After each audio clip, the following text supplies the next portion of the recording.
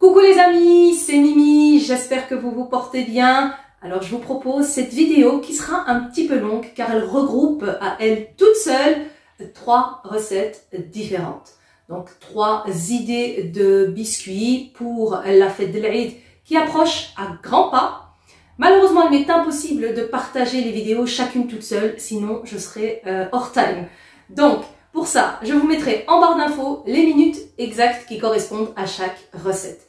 On aura en premier lieu le biscotti, enfin oui c'est ça, un biscotti anis et citron. Ensuite, on aura des gaufrettes et avec la même recette des gaufrettes, on va faire des tartelettes au mélange de fruits secs. Voilà, je vous laisse en compagnie de Mimi pour les 3 recettes et on se retrouve pour la présentation finale. À toutes!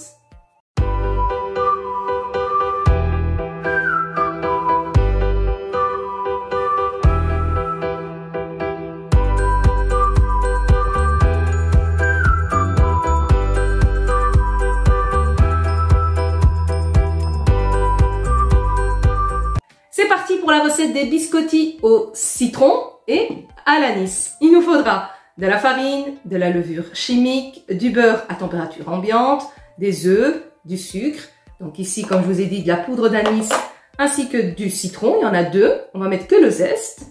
Et alors, je vais rajouter une toute petite touche ici d'écorce de citron. Ça se vend dans les magasins bio. C'est en poudre. Et ça va comme ça relever encore plus le parfum du citron. Allez, c'est parti. Bien sûr, je vous note à l'écran les ingrédients exacts et en barre d'infos. Donc ici, on va commencer simplement par découper un peu le beurre en petits cubes. Et je verse par-dessus le sucre. Et je vais zester déjà les zestes de citron. Alors ici, je vais travailler tout ça à la main. On lave bien les mains et on est parti. Voilà, on a bien incorporé donc le sucre dans le beurre. Maintenant, on va ajouter les œufs un à un.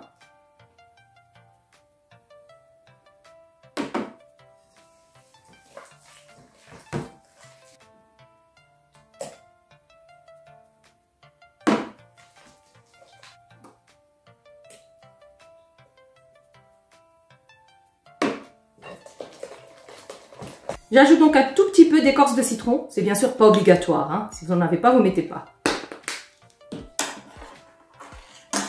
On ajoute l'anis.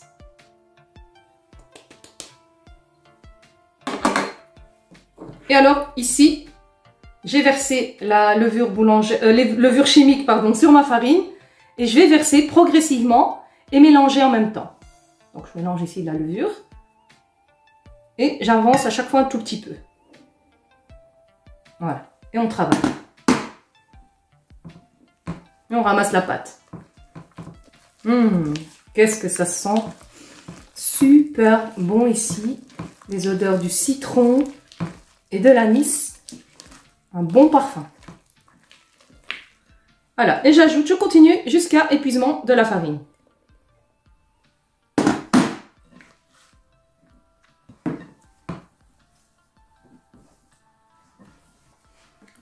Donc ma pâte commence à bien se ramasser. Je vais saupoudrer ici mon plan de travail de farine. Je récupère la pâte. On essaie de bien racler le bol. Et maintenant je vais ramasser un petit peu juste ma pâte, lui donner une forme. Voilà. On met un petit peu de beurre, de farine. Voilà, on a une très très jolie pâte. Alors ici, toujours le même dicton. Aynek, mizanek. Je vais essayer de la partager en 2. Hop. Vous pouvez très bien peser la pâte et ensuite la diviser en 2. Voilà, j'ai 2 pâtons. Maintenant, ce qu'on va faire, je vais resaupoudrer un tout petit peu de farine. Tout petit peu, voilà. Et on va maintenant aplatir notre premier pâton. Il faut qu'il ait quand même la longueur de votre plateau du four. Je vais d'ailleurs le récupérer déjà. Donc ici, j'ai utilisé la plaque Tefal, hein, celle que j'utilise pour les number cakes. Donc pas besoin de mettre de papier sulfurisé parce que c'est anti-adhésif. Et on va maintenant lui donner quand même quelque chose de droit. Quelque chose de lisse. On n'oublie pas de toujours préchauffer donc son four. Ici, on va mettre une température de 190 degrés, 190 degrés. On va mettre ça à cuire pendant 30 minutes. Donc, je continue, je mets ça au four et on se retrouve après pour la suite des étapes. Voici le résultat de nos biscottis. On va les laisser tiédir 5 minutes plus ou moins et on va les trancher. À tout de suite. Après 5 minutes, voilà mon biscotti. Je vais juste prendre une planche à découper, un couteau à dents, celui qui coupe le pain, et on va venir simplement trancher. Voilà, là j'ai déjà coupé en deux. Et alors on choisit bien sûr la largeur pardon, de votre biscotti. Voici. Une fois que je l'ai coupé, tranché, je viens le prédisposer ici. Sur la même plaque où j'ai cuit les biscottis, je ne vais pas laver ni rien, je laisse, je pose et on continue ainsi de suite.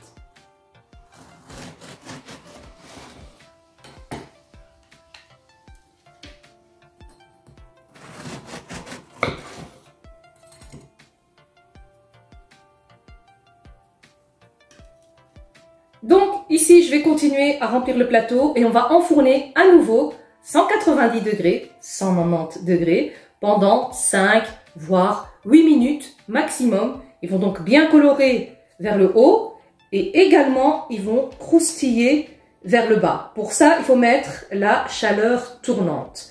Voilà, j'enfourne ça. Ensuite, je ferai une autre fournée avec uniquement les miettes. C'est parti!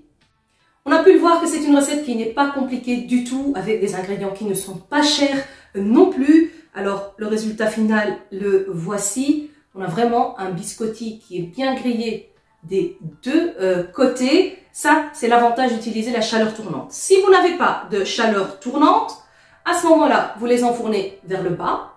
Vous les sortez après 5 minutes, vous les tournez un à un et vous remettez dans le four vers le bas. Voilà pourquoi la chaleur tournante fait gagner du temps. Il restait beaucoup de miettes et des petits morceaux cassés. Je les ai aussi grillés. Ensuite, voilà, on peut les utiliser pour mettre dans une verrine. Par exemple, pour remplacer le spéculoos ou le boudoir dans un tiramisu, pourquoi pas. Vous pouvez également faire des verrines avec du lemon curd et plein de framboises, etc. Ou l'utiliser pour un fond de tarte aussi, pour des cheesecakes. Enfin voilà, vous pouvez aussi réduire vos biscuits en poudre pour le cheesecake. Ça marche très bien. Pour les conserver, on utilise toujours des boîtes hermétiques qui sont métallisées à l'intérieur. Et voilà, avec un bon couvercle. Et comme ça, on a nos biscottis de côté pour le jour J. Bien sûr, ici il s'agit de gâteaux pour l'Aïd, mais vous pouvez également les faire tout au long de l'année et vous faire plaisir pour le goûter. Voilà, j'espère que cette recette vous aura plu. Dites-moi quoi en commentaire. On a obtenu une 40aine de pièces, c'est quand même beaucoup pour le peu de portions qu'on a utilisées. On passe maintenant à la recette des gaufrettes. Pour ça, on a besoin de farine, de sucre vanille et de beurre fondu. Je prends directement ma grande bassine. Voilà. Et on va verser les œufs. Ne vous inquiétez pas, hein, je vous mets toujours les ingrédients en barre d'infos et à l'écran. Sucre vanille et le sucre. On va fouetter tout ça. Voilà, on fouette bien pendant 1 minute. Très bien. On ajoute le beurre fondu. Hop. Voilà. Et là, on mélange doucement, sinon ça va éclabousser. Fais attention. Hop là. Voilà, un beau mélange. Et on vient ajouter au fur et à mesure la farine. Voilà. Et on verse le reste. Voilà. Alors j'aime bien avoir toujours la Maryse sous la main parce qu'elle décolle tout ce qu'il y a vraiment sur les bords. Ça, on n'oublie rien. Ok. Voilà, ça fait un peu mal au bras. On obtient donc comme ça une belle texture. Pas trop épaisse, pas trop liquide, comme une pâte à pancakes, à peu près une pâte à gaufres plutôt. Voilà. Maintenant, je vais chercher mon gaufrier et on commence la cuisson. Pour faire des gaufrettes, bien sûr, il nous faut le gaufrier. Moi, j'ai acheté celui-là, le Tefal Snack Collection. Je l'ai acheté via Amazon il y a très longtemps. Et j'ai acheté aussi presque toute la collection des boîtes. Vous voyez, l'équipement. Donc ça, c'est celui qui sert à faire les gaufrettes. Voilà, je l'ai placé et maintenant, on va allumer l'appareil. Il faut que ce soit bien chaud. Une fois que l'appareil est bien chaud, je viens mettre donc ma pâte que j'ai mis dans une poche à douille. Avec une douille, sans dessin, c'est pas important. Il faut juste qu'on puisse verser l'équivalent d'une cuillère à soupe par-dessus, au milieu. Voilà, vraiment, on met pas trop. Et bien sûr, on laisse cuire 2 à 3 minutes. Voilà, je vais la récupérer à l'aide d'une petite spatule. Je la pose et directement, je la roule. Direct, on roule vite, tant qu'elle est chaude. Voilà. Et on obtient un cigare. Donc, moi, je l'ai roulé dans ce sens-là. J'ai donc ce dessin-là par-dessus. Il suffit juste de la rouler de l'autre côté pour avoir ce dessin. Allez, on va faire un suivant.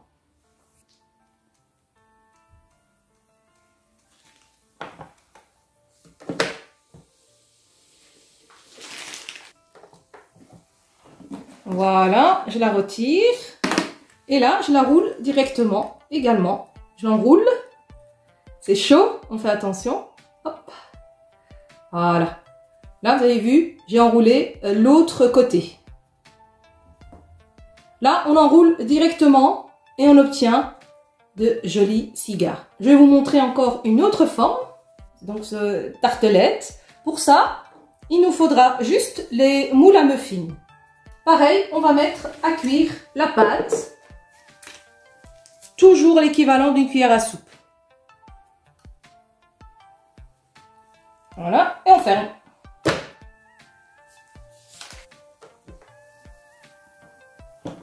Je la décolle vite fait. Je viens la poser ici. Voilà. Aussi simple que ça. On la laisse refroidir, prendre forme. On continue la cuisson des autres. Voilà, ma petite tartelette a pris forme. Donc ici, on peut voir que ça a un petit peu débordé parce que j'ai mis un peu trop. Une fois que ça durcit, on sait venir décoller gentiment pour avoir le joli dessin. Vous voyez, on sait enlever ça comme un rien. Juste avec les doigts, on a comme ça quelque chose de très joli. Voilà, je vais continuer les tartelettes et je vais continuer les cigarettes, enfin les cigares. On se retrouve juste après. Comme vous venez de le voir dans cette vidéo, la recette est terminée. On a donc de magnifiques gaufrettes. Elles sont bien croustillantes. Je vous montrerai ça après. Et elles sont très mignonnes, très jolies. Elles vont trouver en tout cas leur place dans les assiettes dressées avec différentes sortes de biscuits, accompagnées d'un bon verre de thé à la menthe ou pourquoi pas un bon café également, une tuerie. Vous pouvez bien sûr les utiliser aussi pour décorer vos coupes de glace, pourquoi pas aussi décorer vos gâteaux. Enfin voilà, vous pouvez vraiment utiliser ça pour plein d'autres recettes. Avec la même pâte, j'ai fait donc des tartelettes, des petites coupelles qui peuvent aussi servir pour, pourquoi pas, remplir dedans de la glace ou alors de la crème pâtissière avec des petites fraises, de la chantilly simplement, avec des framboises, des myrtilles. Enfin voilà, je vous laisse libre cours à votre imagination. Moi, je les ai faites pour une autre recette et d'ailleurs, on va aller tout de suite passer à cette recette, cette variante que je vous propose. À toutes. Place maintenant à la recette des tartelettes aux fruits secs. j'ai ici deux sortes de fruits secs, des amandes ainsi que des noisettes. Je les ai mis ensemble. Les amandes, je les ai simplement coupées en deux, comme ceci, dans la longueur, dans la largeur. Les noisettes coupées en deux, simplement au milieu. Une fois que j'ai tout coupé en deux, je mets dans un plateau pour aller au four, 160 degrés, et je laisse griller mes fruits secs pendant 15 voire 20 minutes. Ensuite, on laisse tiédir. Ici, j'ai des noix, des cerneaux de noix, j'ai juste coupé en deux. Voilà. On va verser au-dessus des fruits secs directement. Et j'ai également ici des raisins secs. Je les ai coupés en deux. Pareil, des tout petits. Raisins secs dorés, vous pouvez mettre les autres, les noirs. Voilà. Donc ici, on a 4 sortes de fruits secs. Les raisins secs, les noix, amandes et noisettes. Vous pouvez ajouter noix de cajou, pistache, toutes les autres noix qui puissent exister. Moi, je me suis dit qu'avec 4, c'était largement suffisant. À ça, on va ajouter du miel. Voilà, c'est avec ça qu'on va mélanger. On va le faire directement. Je prends une cuillère. Donc, je mets l'équivalent déjà de 2 cuillères à soupe de miel. Et donc, je mélange tout simplement tout ça ensemble. C'est une recette facile, vraiment très simple à faire. Ça ne demande pas beaucoup de choses, pas beaucoup de temps, pardon. Sauf couper un peu les fruits secs au préalable. Ça, vous pouvez donner à quelqu'un, à vos enfants qui peuvent vous aider. Voilà, 2 cuillères à soupe de miel, c'est largement suffisant. On a bien enrobé nos fruits secs. Et en même temps, ils vont se coller entre eux. Voilà, c'est vraiment une petite recette express, simple et facile. Alors, moi j'ai mis des raisins secs. Vous pouvez mettre des fruits confits. Chacun met en fonction de ce qu'il a et de ce qu'il aime surtout. Voilà. On n'a plus besoin du miel. Et bien maintenant, il ne me reste plus qu'à garnir mes tartelettes. Donc c'est les tartelettes qu'on a fait avec la pâte à gaufrettes. Voilà, et on met l'équivalent d'une cuillère à soupe dans la tartelette. On va la garnir.